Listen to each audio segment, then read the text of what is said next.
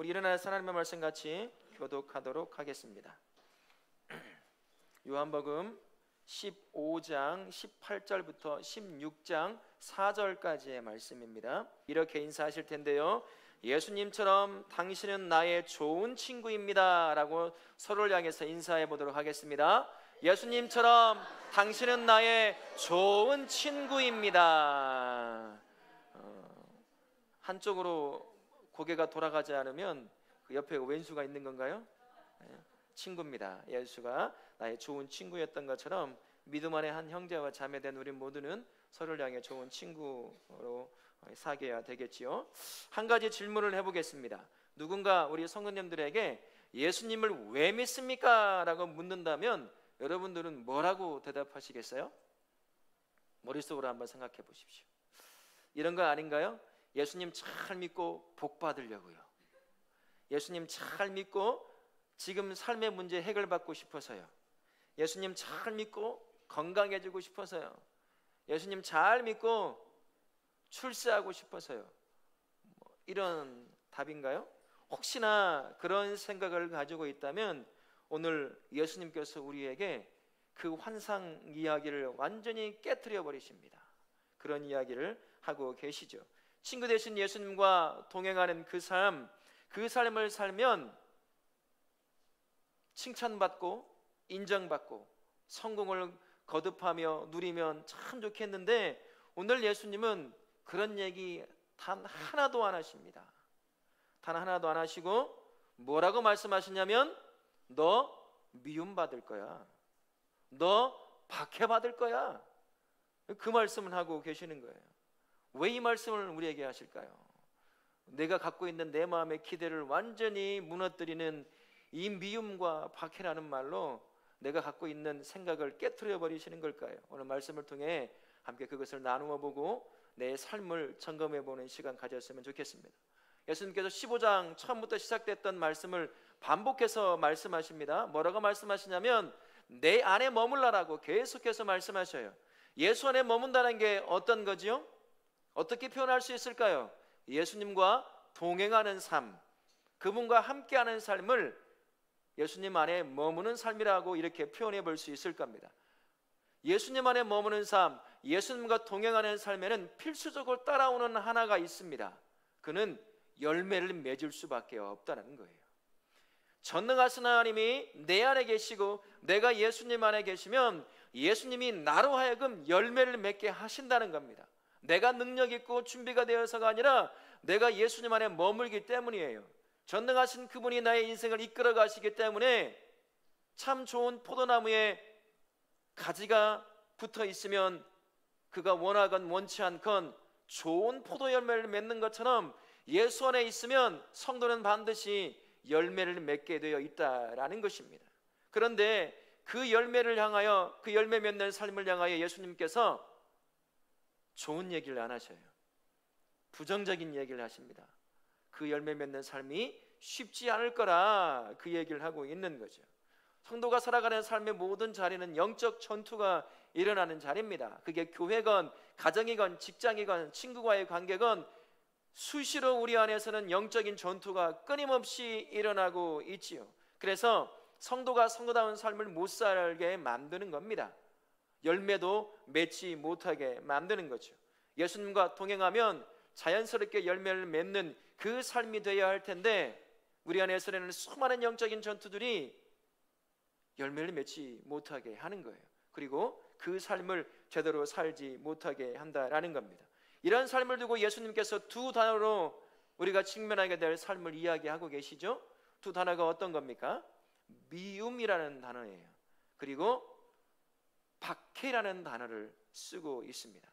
예수와 동행하는 그 삶, 그 삶을 살면 자연스럽게 열매를 맺을 수밖에 없는데 그 삶이 결국 열매를 맺게 되면 미움을 받게 된다는 거죠. 박해를 받게 된다라는 겁니다. 우리는 보통 예수 안에 잘 살면 사람도 그렇고 하나님도 그렇고 칭찬을 하고 인정을 해주고 또 나를 향해 찬양을 아끼지 않을 그러한 삶 같아 보이는데 오늘 예수님은 뭐라고 말씀하시냐면 네가 내 안에 살고 내가 너를 통해 열매를 맺는 그 삶을 살면 너 미움받을 거야. 너 박해받을 거라고. 이 이야기를 지금 하고 계시는 거예요. 내가 예수 안에 살면서 맺는 열매가 도대체 뭐길래 예수님은 우리로 하여금 너 그렇게 살면 미움받을 건데, 너 그렇게 살면 박해받으며 살 건데 라고 우리에게 말씀하고 계시는 걸까요? 어떤 열매를 맺기 때문일까요? 예수님의 사역을 좀 보면 알아요. 그분이 이 땅에 인간의 몸을 입고 오셔서 3년이라는 공생의 시간 동안에 그분이 하신 사역이 맺는 열매들을 한번 보십시오. 그분이 가는 곳마다 어떤 열매를 맺었습니까? 생명의 열매들이 일어났어요. 회개의 열매들이 일어나고요, 위로와 격려가 열매가 맺어졌습니다. 진리의 열매를 맺었지요. 회복의 열매를 맺었습니다. 12의 혈류증 앓던 여인이 예수님을 만나 그분의 옷자락을 만지는 순간 그의 영혼과 그의 삶과 그의 몸이 회복했습니다. 생명을 누리는 역사가 일어났죠. 예수님이 드러나면, 예수님이 가시면, 만나면 죽은 나사로도 살아납니다. 그렇게 예수님의 사역에는 살려내고 회복시키고 위로하고 격려하고 세워내는 역사의 연속이었다는 겁니다. 성도가 그분 안에 머물러요. 그분이 내 안에 머물러요. 그러면 성도에게는 어떤 열매를 맺겠습니까? 예수님이 맺은 그 열매를 맺을 수밖에 없는 거예요. 좋은 참 포도나무에 붙어있는 나무가 그 포도나무가 가지고 있는 영양분을 잘 공급받아서 좋은 열매를 맺을 수밖에 없는 것처럼, 예수 안에 있으면 예수님이 맺었던 그 열매가 성도 안에서도 맺어지게 되는 겁니다. 좋은 열매를 맺게 되게 된다는 것이죠. 하나님이 기뻐하시고 사람들을 행복하게 만들 수 있는 그 열매를 맺게 된다는 겁니다. 기독교의 역사가 그런 역사였거든요. 물론 이런 것이 있었습니다. 십자군 전쟁이라든지 제국주의에 앞장서서 남의 나라를 침탈하는데 십자가를 두고 나가는 그런 때를 제외하고는 진짜 예수님 안에서 머물며 예수님과 동행하는 성도, 그런 교회들이 맺었던 열매는 예수님이 맺는 열매였습니다. 생명의 열매였어요. 그런 진짜 복음이 한 나라에 들어가니까 그 나라가 변화가 일어나기 시작하는 거예요. 야만적으로 들끓었던 서유럽 쪽이요, 복음이 들어가니까 그 땅을 바꾸어 놓는 것입니다. 우리가 살고 있는 이 땅도 마찬가지였어요. 100여 년 전에 이 땅에 복음이 들어와서 우리 민족을 바꾸어 놓았습니다. 사람을 바꾸어 놓았죠. 민족 전체를 바꾸어 놓은 겁니다. 생명으로 생명을 낳은 거예요. 선교사들이 생명을 내걸고 복음을 전하니까, 예수님을 전해주니까 그분이 맺었던 열매가 이 땅에도 맺어지기 시작한다라는 거죠. 나라뿐입니까? 한 명의 성도도 마찬가지죠. 그가 예수를 만나면 예수님의 열매가 되는 거예요. 존 뉴턴이라고 하는 사람이 있습니다. 영국의 노예 상인이었어요. 그가 악한 짓을 거듭하다 예수님을 만나요. 그가 그리고 목회자가 됩니다. 여러분 잘 아시죠? 어메이징 그레이스라고 하는 찬양, 우리말로 뭐죠? 나 같은 죄인 살리신. 지금도 그 찬송 하나로 수많은 죄인들을 주의 곁으로 돌아오게 하고 감동받게 만드는 찬송을 써냈던 사람입니다. 그가 예수를 만나니 생명을 살려내는 열매로 역할을 하게 되는 거죠. 이 좋은 열매를 맺는 게 성도예요. 교회입니다. 근데 예수님이 오늘 말씀에 뭐라고 말씀하시죠? 이 열매 맺는 삶은 미움받겠다는 거야. 예수와 동행하며 이 좋은 열매 맺으면 너 미움받을 건데, 너 박해받을 건데, 지금 그 얘기를 하고 있는 거예요. 반복해서 그 얘기합니다. 18절, 23절, 24절, 25절, 20절, 이 미움이라는 단어를 6번 반복해요. 20절에서는 박해라는 단어를 2번 반복합니다. 예수님 믿으면, 우리가 생각해 보기에 잘 믿으면 복받고 은혜 누려서 잘 살아야 할 것 같아 보이는데, 예수께서 우리를 향해서 직접적으로 제자를 향해서 말씀합니다. 너 내 안에 거하여 이런 삶을 살면, 열매 맺는 삶을 살면 너 미움받을 거다, 너 박해받을 거라, 그렇게 이야기하고 있는 거죠. 예수 안에서 살게 되면 열매를 맺기 때문입니다. 그 열매가 가지고 있는 특성이 있어요. 지난번에 한번 나눴지만 성도가 예수 안에서 머물면 맺는 열매가 무슨 열매가 있을까요? 성령의 9가지 열매를 맺습니다. 관계의 열매를 맺어요. 진리의 열매를 맺습니다. 복음의 열매를 맺어요. 의의 열매를 맺습니다. 행실의 열매를 맺어요. 다른 말로 하면 예수님 닮은 열매를 맺기 시작하는 거예요. 근데 참 신기한 게 뭐냐면요, 성도가 예수님이 맺는 그 열매를 맺기 시작하면 성도의 그 열매 맺는 삶 때문에 예수님을 믿는 삶과 예수님을 믿지 않는 삶에 구별이 일어나기 시작한다는 거예요. 예수 진짜 동행하고 그분의 열매를 맺는 삶, 그 삶과 함께 살아보십시오. 예수 믿지 않는 사람들이요, 자신의 삶에 숨겨졌던 죄가 드러나기 시작해요. 자신의 삶이 얼마나 잘못된 길의 삶이었는지, 진짜 예수와 동행하며 그분의 열매를 맺는 삶과 동행하잖아요. 함께 살잖아요. 자신의 그 삶이 비춰지기 시작하는 거예요. 깨닫기 시작하는 거예요. 숨기고 싶고 감추고 싶고 들춰지지 않았으면 좋을 법한 내 안에 숨겨진 나의 연약한 그 삶이 그 삶 때문에 드러나기 시작하는 거예요. 여러분, 내 안에 숨겨져 있는 더러운 것 드러나면 좋나요? 기분 좋을 사람 없습니다. 싫어요. 그러니까 예수 잘 믿는 사람이 옆에 있으면 이런 거 오해하지 마세요.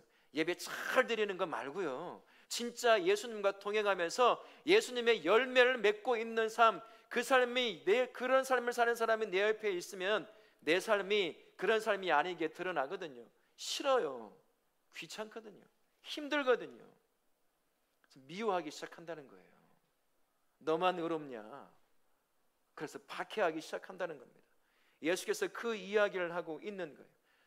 진짜 예수 안에 머물고 예수와 동행하는 그 삶을 사는 삶이 맺는 그 열매 때문에 사람들이 자신의 숨겨진 죄가 드러날까 봐 그것이 싫은 거예요. 그래서 미워해요. 싫어합니다. 예수 정말 잘 믿는 사람, 그 사람 곁에 있으면 힘들거든요. 그래서 박해도 하기 시작한다는 겁니다. 그래서 이 믿음과 박해는 좋은 열매를 맺는 성도의 삶에는 필연적으로 따라온다는 것을 예수님께서 말씀하고 있는 거예요. 오늘 말씀을 통해서 피할 수 없다는 겁니다. 내가 예수님 진짜 잘 믿고 그분과 동행하며 그분이 나를 통해 맺는 좋은 열매 맺으면 미움과 박해가 안 따라올 수 없다는 거예요. 내 주변에 전부 예수 잘 믿는 사람이면 안 따라오겠죠. 그런데 우리가 그렇습니까? 예수 믿는 사람이 많습니까? 예수님을 안 믿는 사람이 많습니까? 훨씬 더 많죠. 여러분 주변에 다 그런 사람 아닙니까? 여러분 가족도 그런 사람, 그런 분이 계실 거고, 이 교회 안에도 종교 생활하는 사람이 있어요. 예수 믿지 않는 사람이 있어요. 예수와 동행하지 않는 사람이 있단 말입니다. 우리 주변엔 그런 사람이 있어요.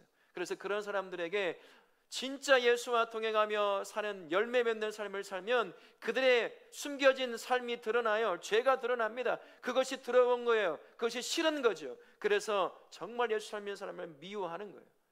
그래서 미움과 박해는 진짜 예수님을 잘 믿는 삶에 반드시 따라오게 되어 있다라는 겁니다.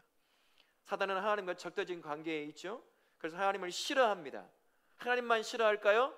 예수님도 말씀하셔요. 너희를 싫어하는 건 누구를 싫어하기 때문이라고 말씀하죠? 나를 싫어하니까.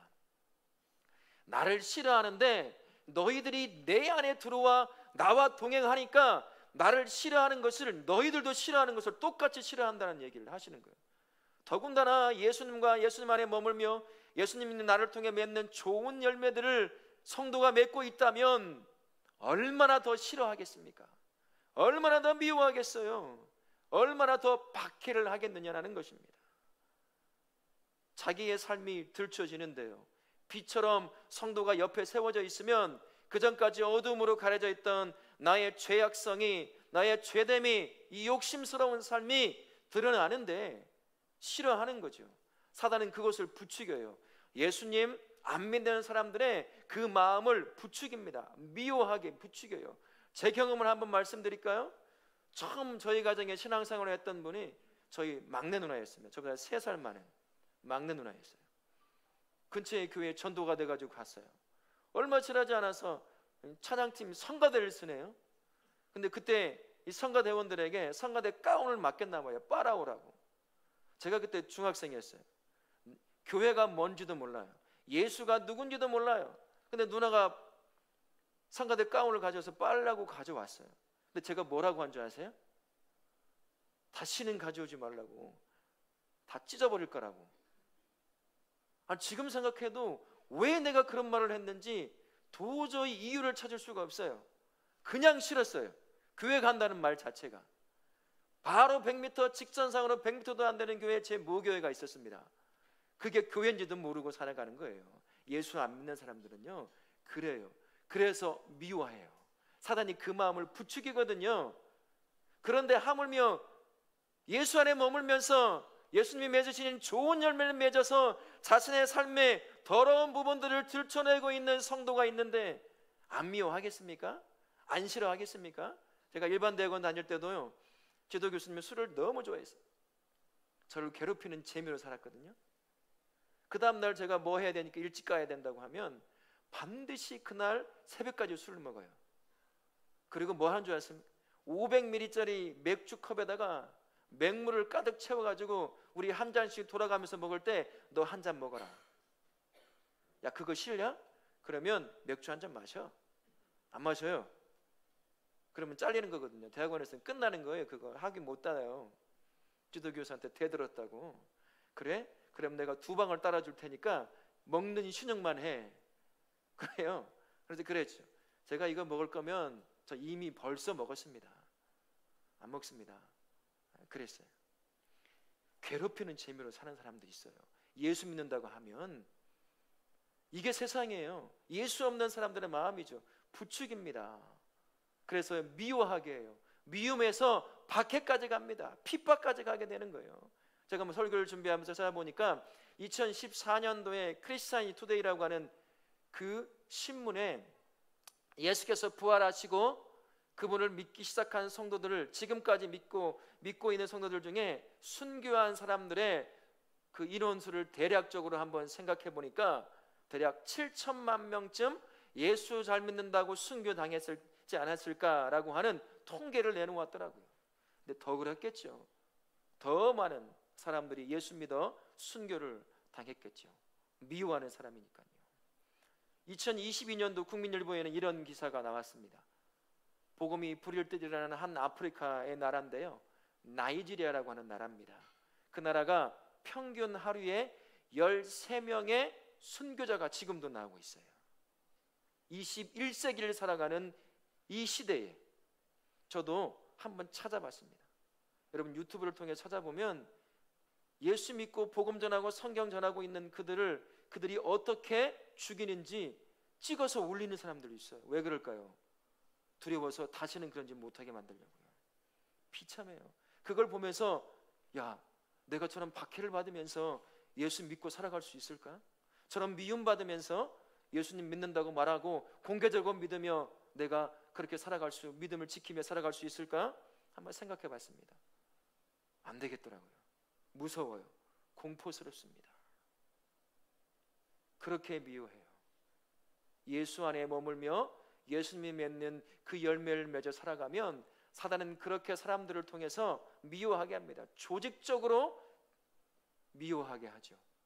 국가적 차원에서 박해를 하기도 합니다. 중동 지역이 그런 지역 아닙니까? 그럼에도 불구하고 그 지역에 이란과 이라크라고 하는 나라에 우리나라보다 더 복음이 불일 듯 일어난다고 그래요. 목숨, 지금도 뉴스에는 나오지 않지만 죽어가는 사람이 한두 명이 아니에요. 예수 믿는다는 이유 하나만으로 가서 악한 짓을 하겠어요? 성도가 예수 안에 머물면서 맺는 열매가 뭐겠습니까? 사람 죽이는 열매를 맺을까요? 사기꾼을 낳을까요? 그렇지 않아요. 사람들 살려냅니다. 바꿔내요.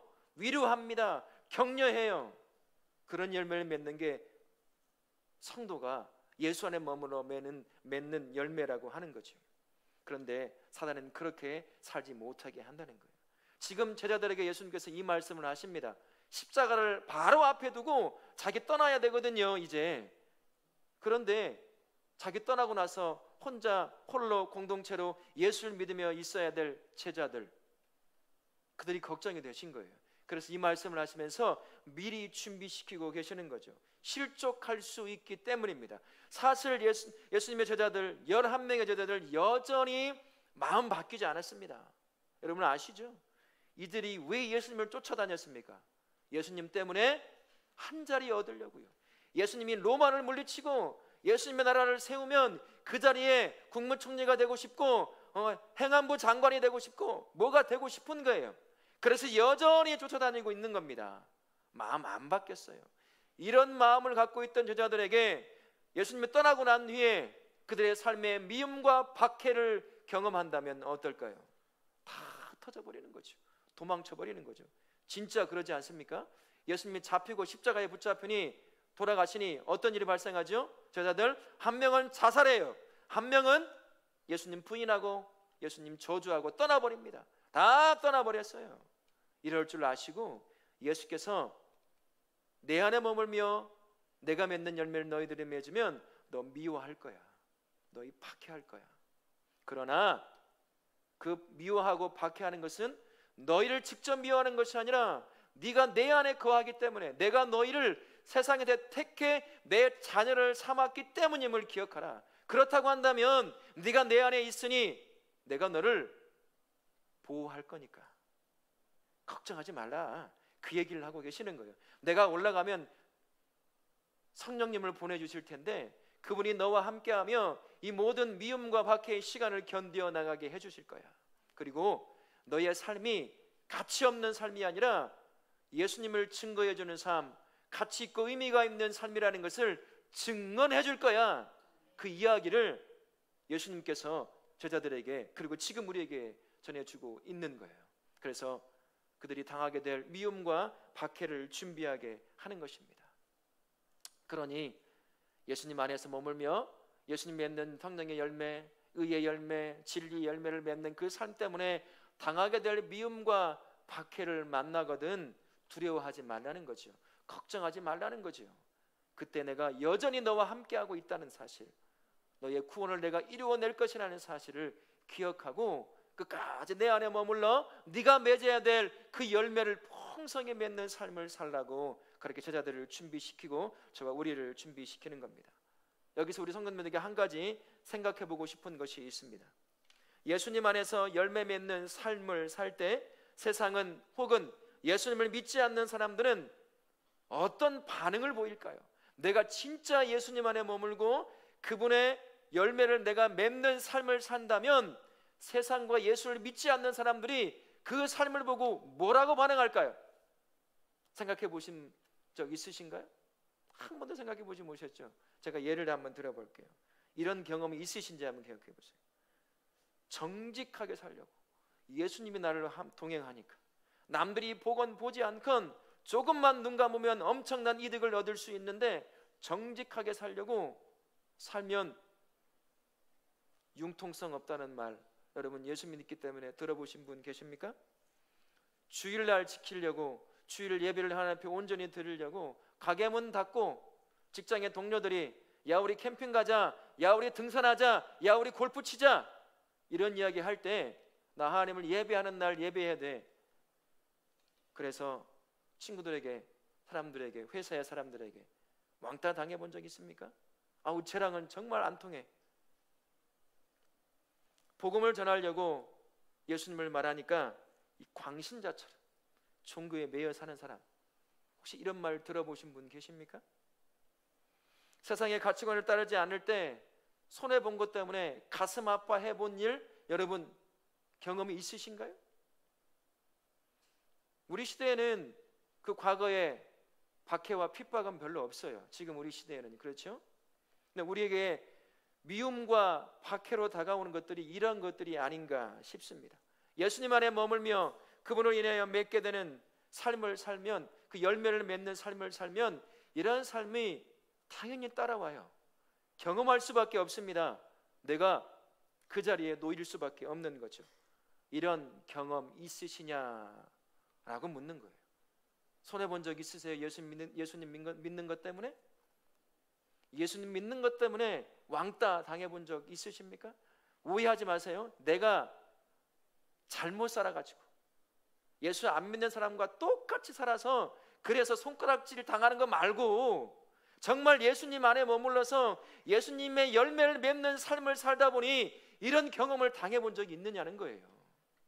문제가 여기 있어요. 성도 미움 안 받아요. 성도요 박해 안 받습니다. 여러분 미움 받아본 적 있어요? 예수 믿음 때문에? 박해 받아본 적 있습니까? 없습니다. 그게 문제인 거예요. 내가 예수 안에 머문다고 하고 예수를 믿는다고 사는데 내 삶에 내가 진짜 예수님 안에 머무는지 열매를 맺는지 증거가 없어요. 증거가 없어요. 그 증거가 뭐겠습니까? 미움이에요. 세상 사람들이 나를 향해 예수 믿고 살아가는 삶을 향한 미움입니다. 박해라는 거죠. 근데 우리에게는 그게 없다라는 겁니다. 사람은 본질상 진노의 자녀라고 그랬죠. 자신의 이 죄악성이 드러나기 시작하면 정말 싫어합니다. 복수해요. 보복합니다. 미워해요. 그래서 조직적으로 국가적 차원에서 박해를 일삼는 겁니다. 상도를 죽이는 거죠. 진짜 예수 안에 머물고 열매 맺는 삶을 살면 그럴 수밖에 없어요. 근데 성도의 삶에, 한국의 이 편안함 가운데 신앙생활을 할 수 있는 성도의 삶에는 이게 없다는 게 문제입니다. 미움이 없는 거죠. 박해가 없는 겁니다. 예수님과 동행하며 그분의 열매를 맺으면 당연히 따라오는 것이 미움과 박해라고 할 수 있을 텐데 그것이 없다라는 겁니다. 물론 극단적인 박해는 없겠지요. 하지만 우리 안에 정말 여전히 예수님을 믿고 그분의 열매를 맺으면 자신의 죄가 드러나기 시작하는 사람들이 있어요. 그래서 싫어하는 겁니다. 미워하게 되는 거죠. 그 삶의 경험이 우리 성도에게는 필요하다라는 것입니다. 왜 없을까요? 왜 내 삶에는 내가 예수님을 잘 믿는다고 생각하는데 주일날 예배를 빠지기를 하나, 봉사에 내가 빠지기를 하나, 이런 모습으로 저런 모습으로 기도도 하고 전도하자면 전도도 하고 그렇게 살아가고 있는데 왜 나에게는 예수님 오늘 자신을 따르는 삶에는 필연적으로 따라오게 될 그 미움과 박해라는 거 하는 것이 내 삶에는 없는 걸까? 생각해 보셨습니까? 문제는 한 가지예요. 되짚어 봐야 됩니다. 내가 예수님 안에 머물지 않기 때문인 거예요. 그냥 종교인으로 살아가고 있는 거죠. 내가 예수님 안에 머물고 열매를 맺지 않고 있기 때문이에요. 내가 예수님의 열매를 맺는다고 생각해 보세요. 안 믿는 가족들이 있어요. 안 믿는 직장의 동료, 학교의 친구들, 학원의 친구들이 있습니다. 내가 예수님을 동행하면서 그분 때문에 맺는 열매를 맺고 있다고 한다면 그들의 연약함이 드러나게 될 텐데, 그들의 삶이 잘못됐다는 것을 알게 될 텐데 안 미워할 수 있을까요? 미워하겠지요. 왕따를 시키고 너나 교회 가라, 너나 잘 믿어, 그러겠지요. 그런데 그게 없다는 게 무슨 말이겠어요? 내가 예수 안에 머물고 그분과 동행하면서 그분이 나를 통해 맺고자 하시는 열매가 내 안에 없다라는 거예요. 그러니 자기들과 똑같이 살아가는데, 교회 다니고 예수 믿는다고 말하는데 그들과 똑같이 말하고 똑같이 먹고 똑같이 가고 똑같이 행하고 똑같이 살아가는데 뭐 미워할 게 뭐가 있어요? 너나 나나 똑같은데 뭐가 달라야 너 왜 그러냐 이런 말이라도 할 텐데 똑같아요. 그러니 무슨 미워할 것이 있겠습니까? 서로 즐거워하는 거죠. 예수님이 말씀했어요. 만약에 네가 내 안에 진짜 머물면 뭐 한다고 하지? 세상이요? 미워한다고 했어요. 그러나 너를 미워하지 않는다면 네가 세상에 속했기 때문이라고 예수님이 정확하게 말씀하십니다. 결국엔요, 성도가 성도다운 삶을 살려고 한다면 예수 안에 머무는 수밖에 없습니다. 참 포도나무이신 그분 안에 내가 여전히 붙어 있어야 돼요. 그래야 내가 열매를 맺게 되는 것이고 그 열매 때문에 사람들이 미워하고 박해하는 것이 그것을 통해 내가 믿음 안에 있다는 것을 스스로 증거받을 수도 있다는 거예요.